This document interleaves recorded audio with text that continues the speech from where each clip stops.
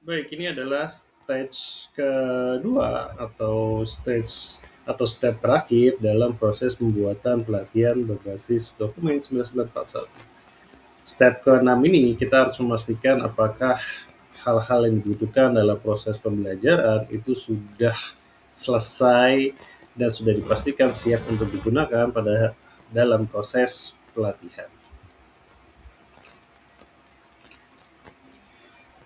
Tujuan dari langkah ke-6, stage kedua ini adalah memastikan bahwa semua hal yang berkaitan dengan pembelajaran atau proses pembelajaran atau pendukung proses pembelajaran itu semua sudah selesai dibuat. Jadi hal ini memastikan bahwa nanti instruktur akan mudah menyampaikan materi pembelajaran dengan jauh lebih baik dengan sesuai dengan target-target yang ingin dicapai. Sehingga siapapun yang mengajar pada pelatihan tersebut itu akan mempunyai panduan yang sama, target yang sama, kemudian hasil yang sama dalam proses pembelajaran. Nah, apa saja hal-hal yang perlu dipastikan sudah dipersiapkan sebelum proses pembelajaran dimulai? Yang pertama adalah adanya instructor guide. Nah, instructor guide ini penting untuk disiapkan sebelum pelatihan dimulai karena ini memastikan bahwa hal-hal yang disampaikan dalam proses pembelajaran itu sudah tersusun secara sistematis, bahkan panduan-panduan di dalamnya apa yang mau dikatakan, apa yang mau diucapkan pada setiap saatnya itu sudah ditulis dengan setelah siap, kemudian siap digunakan oleh instruktur. Siapapun instrukturnya yang menggunakan panduan tersebut itu sudah dipastikan dia akan mengikuti panduan-panduan tersebut. Sehingga siapapun pengajarnya itu sudah sama gitu. Jadi tidak ada perbedaan antara pengajar A dan pengajar B sehingga hasilnya pun baik yang diajarkan oleh pengajar A atau pengajar B itu sama hasilnya. Target objektifnya tuh sama gitu. Hasilnya kompetensi yang diinginkan tuh sama.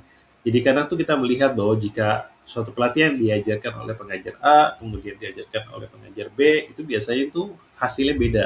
Bahkan dari materialnya beda, dari slide-nya beda, dari tesnya beda, dari soalnya beda. Nah, itu kan dipastikan bahwa hasil dari proses pelatihan tersebut itu terjadi perbedaan antara instruktur A dan instruktur B. Nah, kalau di dokumen Akio, pelatihan yang didesain berdasarkan dokumen 941 itu memastikan bahwa siapapun pengajarnya, baik itu instruktur A atau instruktur B, hasilnya sama atau output atau outcome-nya sama. Nah, yang berikutnya adalah job aids, jadi alat bantu apa nih yang akan dipersiapkan oleh dalam pelatihan tersebut agar siswa bisa menggunakan job aids tersebut sesuai dengan pekerjaannya di kehidupan sehari-hari.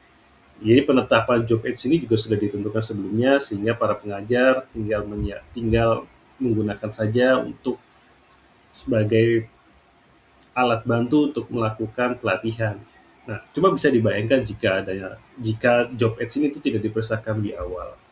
Mungkin instruktur sesuai dengan pengalamannya masing-masing itu menentukan sendiri akan menggunakan job aids A, job aids B dan sebagainya sehingga bisa dipastikan tuh instruktur A dan instruktur B itu berbeda. Nah, di pelatihan ini semua job aids itu sudah dianalisa dan sudah ditentukan sehingga pengajar tinggal melakukan atau tinggal menggunakan job aids tersebut dalam proses pembelajaran. Exercise, tes, dan answer key juga sudah disiapkan dan siap digunakan pada saat proses pembelajaran. Ya, semuanya sudah well prepare ya. Sudah pastikan semuanya sudah disediakan, baik itu tipe exercise-nya, apakah itu pakai diskusi, apakah tanya jawab, apakah role play dan sebagainya itu sudah dipersiapkan. Soalnya juga sudah dibuat, jadi tinggal digunakan saja. Answer key-nya itu sudah dibuat, sudah dianalisa dan sudah ditentukan poinnya berapa untuk misalkan pilihan ganda poinnya berapa, esai pilihannya berapa, short answer pilihannya berapa, dan sebagainya. Jadi tinggal menghitung saja pengajarnya. Nah, bisa dipastikan kan kalau ini tidak dipersiapkan di awal, maka soalnya bisa beda. Mungkin ada yang pakai Kahoot, ada yang pakai Quizzes, atau mungkin ada yang pakai slide saja, atau mungkin hanya diskusi saja pakai lembaran teks yang harus diisi, dan itu berbeda-beda jika ini tidak ditetapkan di awal. Nah, di pelatihan berbasis dokumen 1941 ini semua sudah dipersiapkan dan semua sudah dianalisa, baik kelulusannya berapa persen, sehingga pengajar tinggal mempelajari semua dokumen-dokumen yang ada di pelatihan tersebut secara sistematis, secara benar, sehingga nanti pas pengajar tersebut menyampaikan pelatihan di dalam kelas, pengajar tersebut sudah memahami apa saja yang ada di dokumen-dokumen tersebut, sehingga pelatihannya itu berjalan lancar sesuai dengan target kompetensi yang ditentukan sebelumnya. E-training juga dalam pelatihan kita bisa menentukan mana yang bisa dilakukan di menggunakan computer based training atau menggunakan LMS, dan materi-materi apa saja yang bisa digunakan dalam proses pembelajaran jarak jauh. Ya, semuanya sudah dipikirkan ya. Jadi kira-kira hal-hal apa saja yang harus disampaikan di awal melalui learning management system atau misalkan melalui Zoom. Jadi nggak asal tuh, nggak asal menentukan materi ini kita akan gunakan LMS, materi ini kita akan menggunakan Zoom, prakteknya nanti kita akan baru masuk kelas, nggak gitu ya. Jadi memang semua sudah dianalisa di awal, sudah ditentukan sejak awal mana-mana materi yang digunakan untuk pembelajaran jarak jauh, sehingga nanti para pesertanya ketika masuk sudah mempunyai mindset atau cara berpikir sama terhadap materi atau modul yang nanti akan diajarkan.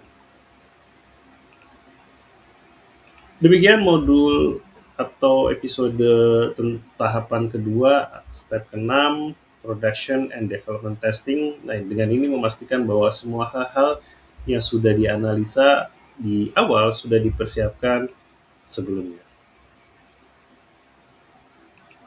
Sampai ketemu di video selanjutnya.